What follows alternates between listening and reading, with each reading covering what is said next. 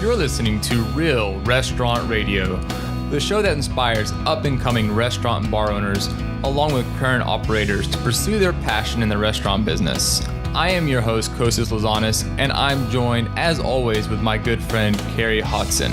Let us guide you through the process of being a successful owner and teach you how to make an impact in today's culinary world.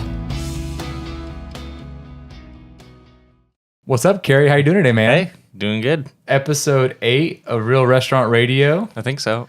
We're back again with another awesome episode. Give you guys some tips and insight into the world of restaurant owners. Yeah, what are we talking about today? Dun, dun, dun. The health department. It's worse than Yelp. No, I got a pretty good relationship with the health department in Rowlett. They're pretty good guys, but I do tons of catering, and I deal with health departments from all over the Metroplex. Yeah. And Dallas. they come in all shapes and sizes. Mm-hmm. They do. They sure do. They're people too, I think.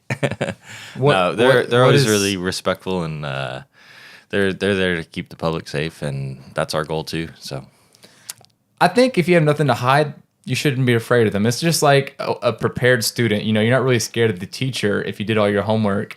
yeah, they just have their particulars, Sure. from person to person, different personalities, different things they look for. So It's not like some of these. It's not like we're some of these restaurants that are. Real quick, let's just pause and take care of what's important here. You brought the Chubby Unicorn, which is one of your best-selling. Opa. I love that sound. Yeah, this is our double IPA, 9.2, 9.4%, made with a lot of Eureka hops. My favorite beer you have. You've had it on tap a couple times, haven't you? I have. Yeah, I think we're gonna order another keg of that. Give you a little extra there. Thank you. Thank you. Yeah, and fun fact, my father actually does all the artwork. These are original paintings, and we Okay. take really nice photos of them. I like that. And slap How do them you on our cans. How do you digitize a photo? Just you take a picture of it? Yeah, it's just a really nice photo. Okay, so you don't actually have to like scan it in or something like that? It's hard to scan a painting because there's texture and then, light gaps. And maybe I'm sure there's a scanning technology out there that does that better, like scans of the Mona Lisa or whatever. But There you go, right? I don't have that. Did you see the painting the other day? I went through the shredder. Oh, I think it doubled in value or something like that as soon as they shredded it. They're not sure what it's going to do to the value. Now it's performance art, right? Okay, but that was orchestrated, or was that like an actual like a hack? Like somebody actually ruined it? It was orchestrated by the artist. Okay, I didn't know that. Didn't know that. That's so neat. Well, cheers, man. Cheers. Episode 8 of Real Restaurant Radio. That long pause was us sipping the delicious double IPA. Yeah. All right, now that we had a little bit of beer in us, let's really dive into this health department. Yeah. Step one: drink a beer. Absolutely. Yeah, like you were saying, there's no when they come in, it's a surprise, except for your initial inspection to get your certificate of occupancy. But we get ours I think twice a year, every 6 months or so. That's when they're supposed to do it. Mm-hmm. Rowlett is understaffed and just has gone through this huge boom of restaurants and stuff like that. So I think our guy was a little late on us. So it's been about 9 months, maybe a year. That happens too. So you never know when to expect it. But when they do come, I've heard horror stories. The worst thing you can do in a health inspector's mind is to try to fix things while they're there, or hide things while they're there. Like quickly, rearrange something or dump out the sanitizer buckets or something. I don't know, but Sure. Don't do that. Pisses them off. So any tips for the listeners out there? What do you recommend someone who's opening a restaurant and don't be afraid. Establish a good reputation with them at the beginning. Ask questions. Let them teach you. That's what they're there to do. Be respectful in general, and then be positive to your staff. Explain all the reasons why we're doing the things we're doing. Why it's important to label your food, why temperatures are so important. And then if you do get criticized or points knocked off on your score sheet and you need to not necessarily discipline your staff, but educate them on how to do it better next time. Try to maybe do it the next day when the steam is worn off. And try to do it in a positive, like team building way. And that's always really hard, especially when you're talking about cleaning and organization. No one wants to clean, right, Cary? Yeah. I think whenever you're just starting your restaurant, just opening your restaurant, I would even stop by the health department and just introduce yourself. And I think just taking that proactive approach and them seeing that goes a long way. And then obviously, becoming a food manager and going through the course, which is a relatively cheap course. And I believe a lot of the states require it. A lot of the cities require it. Well, Garland only does it online now, I believe, through third party. So we send everyone to learntoserve.com. We as well, yeah. Food, that's food handlers. And there's food handlers and there's food managers. And you really do learn a lot of great stuff from there if you've never worked in the restaurant business, if you're starting from outside. But obviously, the biggest thing that we worry about is germs and basically food becoming spoiled, and our guest safety and them being sick is obviously our number one priority is making sure that they don't become sick. So just keeping hot food hot and cold food cold. That basically, in a nutshell, is probably your most important thing. Right, and not raw meat next to things that are served uncooked, like salad. Sure. Yeah. Salad, vegetables, liquids. Yeah, don't put the raw chicken dripping above your salad. Absolutely. It seems like common sense, but I'm sure if you go into a lot of people's refrigerators, you've got, raw meat on a shelf above their salad. Or that's something that yes, as applicable to your own home as well, is like make sure that you're stacking it up right. And I think probably more than half, I would guess, I don't have the statistic, 45% of statistics are made up on the spot. That's what they say. But I think most of the time people call the health department for a complaint about maybe food poisoning. It probably happened at home because they don't know those cross-contamination steps. Sure. They just associate, 3 hours ago I had, this food from some restaurant down the street, and now I don't feel good. Well, it usually, unless it's a severe food poison, it usually takes 12 to 24 hours anyways. Yeah, there's just so much that you have to learn. There's a huge learning curve on having your restaurant food safe. Whether it's NSF approved items that you purchase, such as thermometers and refrigerators. Yeah, picking our smoker was difficult because they wanted to see certain safety standards or they wanted the NSF. Yeah, everything's got to be. And you think, I'm just going to build a smoker. No. Exactly. Not in my town, at least. No, and I'm sure it's like that getting across the United States as well. So, what I was also going to say is you have to check for like non-porous surfaces. You can't just come in and bring in certain items. Like they have to be non-porous surfaces. Your cutting board's got to be, color coordinated. You got to have like a red cutting board for raw meat and a yellow cutting board for chicken. And these are all things that you guys will learn as you take that course, but you don't realize like the importance and how specific a lot of these things are when it comes to the health department.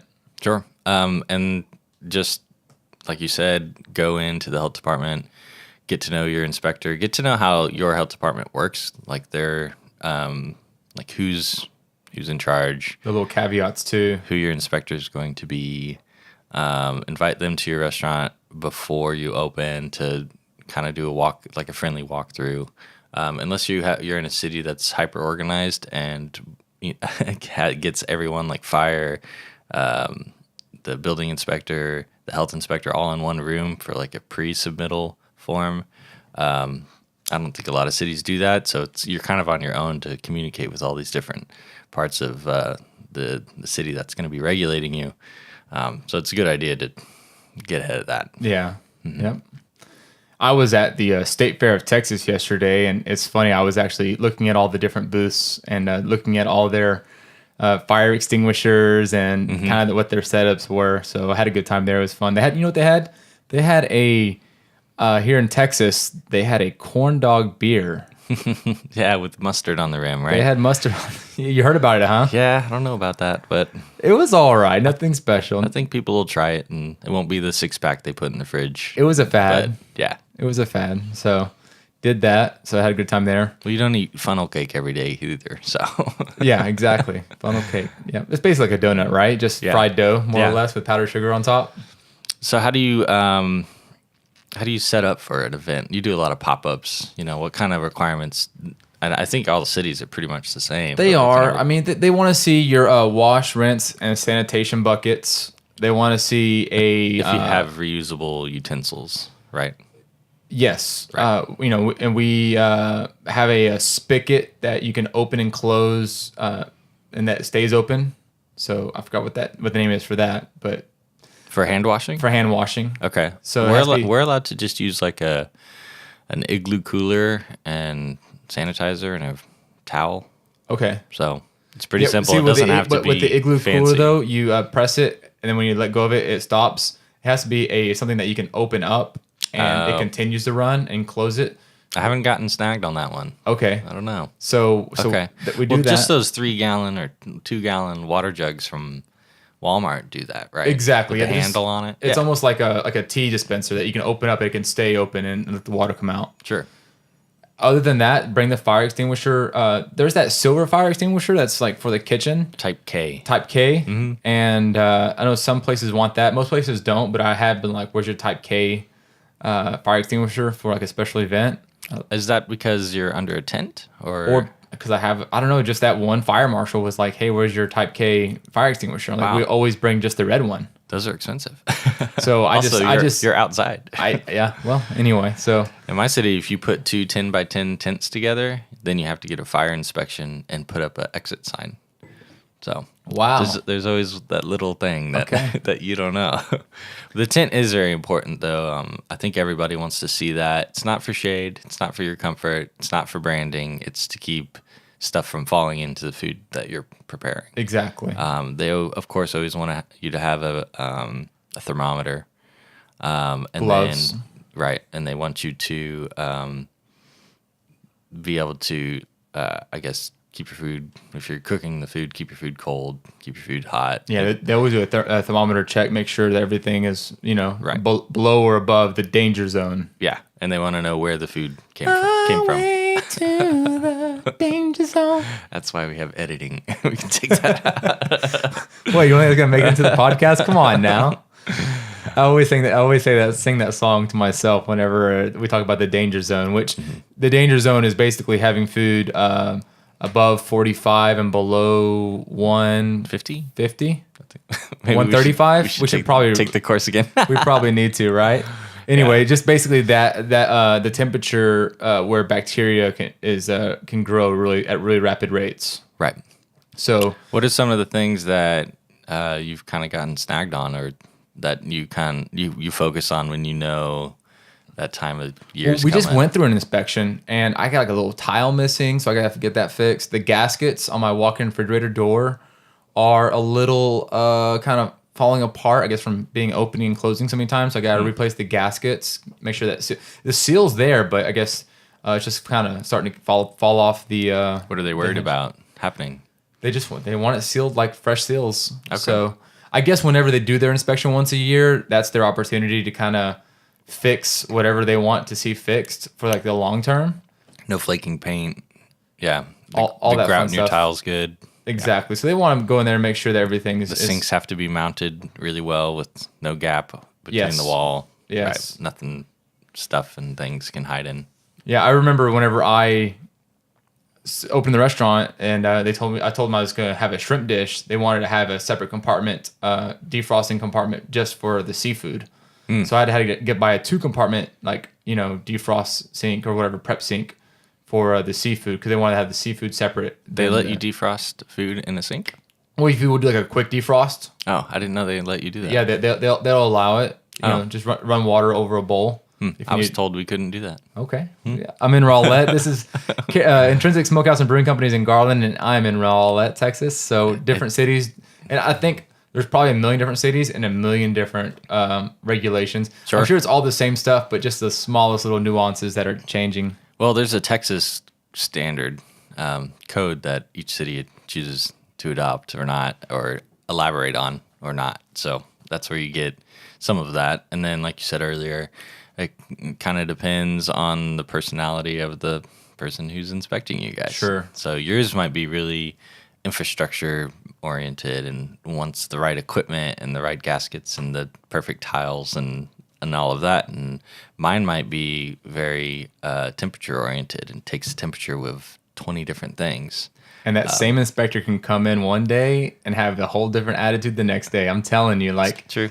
So they're people. Sure. Just like we are. Yeah, absolutely. And you don't know where they came from last. I've heard some crazy stories about they had to shut down a restaurant because they were slaughtering. They showed up for an inspection and they were slaughtering a goat in the back. That was not Opa Greek Taverna. No, not we you. do not slaughter lambs. You cook whole lambs. We do cook whole lambs. Yeah, definitely check that out. Video on the YouTube channel. Definitely check that out. But yeah, I think I heard some restaurants that are they're cooking food on like they're prepping food on the floor and stuff. Like they're setting down Indian style. Wow. Like from their native lands and just preparing food in their kitchen floor. And we're like, well, we watch the kitchen floor. We're like, well, yeah, but still the kitchen floor. You can't chop your vegetables on the kitchen floor. You have to have food above 12, storage above 12 inches, right? Those dunnage racks. Right. How many of those things I had to go buy? I had no idea. They are expensive. So go buy a bunch of dunnage racks. I think you can buy the plastic ones that are cheaper than the aluminum ones. Or get them used. Do a quick Google search of people who are selling restaurant equipment nearby, used restaurant equipment. Yeah, I bought a lot of mine used, but then there's that one that I needed that was the specific Yep, $200 on Webstaurant or something. Yeah, I was like, yeah, it has to be 36 inches by 24 inches. Yeah, some stuff we get caught on are things in the hand sink, because the hand sink's next to our dish area, and they'll throw a sponge in there, and that's a I think 3-point violation. Yeah, pretty big actually. Our servers will do a quick rinse of some lemons sometimes whenever they're cutting lemons, or dump even ice in there. Sure, can't have that. Yeah, hand sinks are hand sinks only. For hands only. Yeah, and I don't know. Let you tell your staff over and over and over. Just keep it up. Put up a sign. Hand wash only, and explain the importance of it. The other thing we get is since we kind of cook all of our food and then sell all of our food and then repeat the next day, if we do prep work of vegetables or queso or something and we put it in the fridge, we know we're going to use it the next day, but the health department still wants to see the day you made it. So, at the end of the night, everything gets a date. Get them those little stickers that don't leave residue or that peel off real easy. The day dot stickers, whatever you got to do to make sure that it's easier. The easier it is for your staff, the more likely they're going to do it. Cary, I like those stickers. They're a little bit more elaborate. They got them at Restaurant Depot, and you can actually write the item name and the chef who prepared them and things like that. I'm not sure. Did you see those bigger, fatter ones? Yeah, but my guys never have a pen. They always have a Sharpie.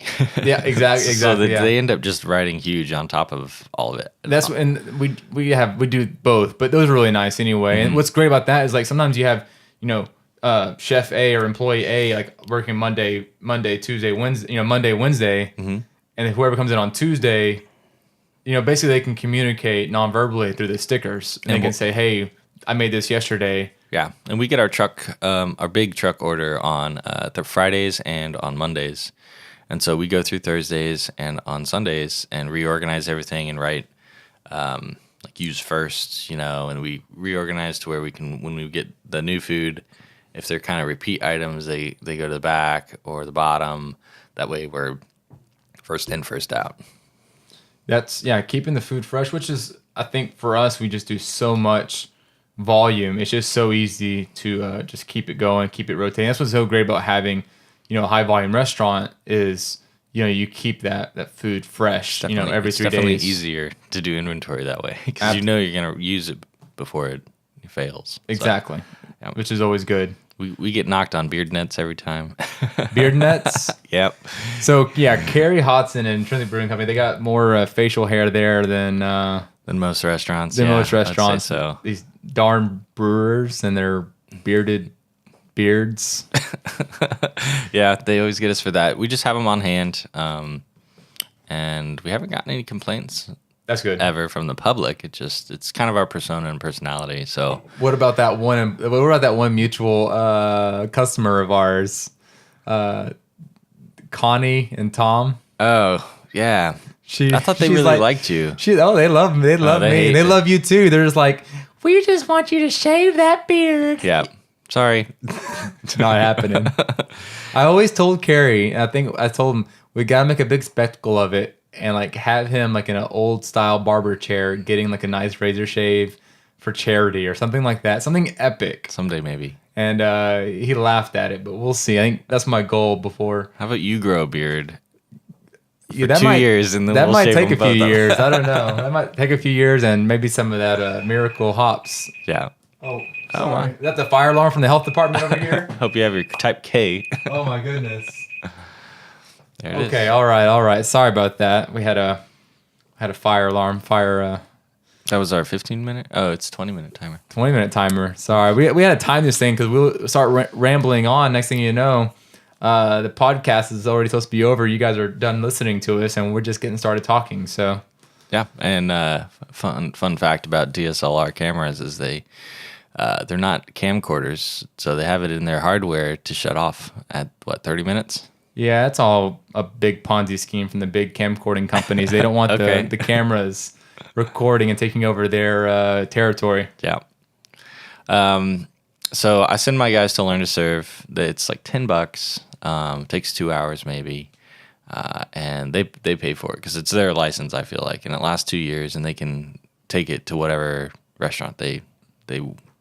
Does the city of Garland Work for it. require you to have the food handlers? They check our licenses when they come in. And For Rowlett just made that mandatory as well for all employees bartenders too. to handle. Yes, and then for us, we got all of our staff is also TABC certified, which is a Texas Alcohol and Beverage Commission certified. So, it teaches them about alcohol and over serving and Right. and things like that. So, and I think what that does when you have 100% of your staff TBC certified is that the TBC or the law will actually switch from the owner's liability to a employee liability if the employee is at fault. If you're 100% of your staff is TBC certified, so basically it is required. So that way, if someone is overserved and they're not, and your staff is not certified, you're liable for those damages that occur. So very, very important. I think go back, reevaluate where everybody's at on their alcohol certification, Right. and get them certified because as fun as alcohol is, it's really important to be responsible. And the young people that we have working for us may not, be able to recognize an intoxicated individual. And as fun as these things are, guest importance is the number one concern. Sure, absolutely. Also, our insurance company gives us a little break for having everyone TABC certified. It's important to them that our staff is educated. Yes. And they're our insurance company. So if Now, something goes wrong, and you deal with that probably more than I do because you're an actual brew pub. I have a full bar, and we certainly crank out the volume when it comes to cocktails and martinis and whatnot. But how often do you deal with intoxicated people, or do you feel uncomfortable? Is it every we have weekend, or is it really responsible bartenders? Not every weekend. Most of the time, it's someone came from somewhere else, and they're already intoxicated. We get that sometimes as well. You also never know what type of medicines people are on. But if they got kicked out of another bar and come to your bar, you can usually tell pretty quickly. Sure. The other issue we have is people who come in who aren't used to these higher ABV beers. Which you serve. They'll come and they'll drink 10% beers like it's water, and then say they don't know what happened. So there's been a couple of times where we've called someone an Uber or just said, hey, you know what, have some food on me, hang out, relax. Here's some water. Yeah, it sucks to be in that situation because So- you don't want to make a guest mad, but obviously you have to kind of man up and be, the responsible one there and take care of them. Yeah, absolutely. And ultimately they'll appreciate it. Another thing that's in our favor is we close pretty early. We close at 10 or 11 on the weekends. And so we don't serve liquor, and we're closing earlier, and it's really fun really early on in the day. with live music and everything. But then people, you don't have to go home, but you can't stay here sort of situation. I'm not going to sing again, don't worry. So that I think that helps us a lot. Yeah. I think if we were open till 2 a.m. and we're selling shots of, Jameson, it'd be a different story. Absolutely. And I don't want that. Yeah, it's not really good for the bar owner, the restaurant owner. You don't want that crowd anyway. They're looking for, cheap shots and getting, for me, I'd rather have that clientele that enjoys a really nice complex martini than a cheap Michelob Ultra. That pairs well with the food and they have an experience. I'm looking for guests that want an experience, not looking to get trashed. Right. Well, we don't own dive bars, and maybe someday we will. And we'll start a different podcast. There you go. So, yeah, that's the health department in a nutshell. We really just scratched the surface. There's a million things that you can learn about food safety, food-borne illnesses, and how to protect your guests in your restaurant from all those different things. Yeah. Any questions, we'd love to answer them. We've definitely made mistakes and definitely doing a lot of things right. So, and we have contrasting experiences too.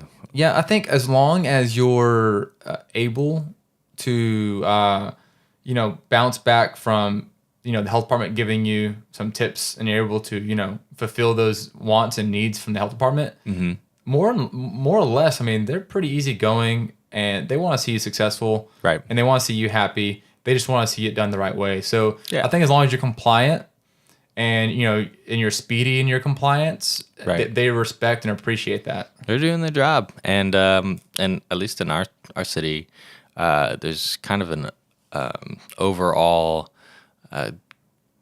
common initiative to help grow Garland and to help businesses and neighborhoods succeed. And the health department's definitely in on that too. They want to see more places open. It's more work for them, but we're their customer is the way they see it. Yeah. So it's a good place to start. Well, really cool, really cool. Anything else going on for the rest of the month of October you got going on? Man, we've got Halloween coming up. That's going to be fun. We're doing our third annual trunk or treat for the kids. I think we had 3,500 people last year. Sweet. So I just had a meeting with the police and fire and health and all the churches that are involved and the Parks Department and the Visitors Bureau about how we're gonna, make the streets safe around our square with water barricades and whatnot. The plan is to have 65 cars. And if you don't know what a trunk or treat is, it's basically people back their cars in a row, and they decorate their cars and pop their trunk and put a game in there, and kids can go play those games and win candy or take photos, or it's just a fun kind of family-friendly experience. And I think it's really great this day and age because the kind of neighborhood trick-or-treating's dying a little bit, and there's a lot of families in apartments that don't have anywhere to go. Sure. So it's just about serving our community and doing something fun. Well, cool. Yeah, that sounds really interesting. And I think that's going to bring us to the end of another fantastic Real Restaurant Radio. Always good to be here, man. Yes, sir. Well, again, if you have any questions, let us know. Email us, Kostas@oparlet.com. Cary, intrinsicbrewing.com. And we will see you guys in the next episode. Cheers. Cheers.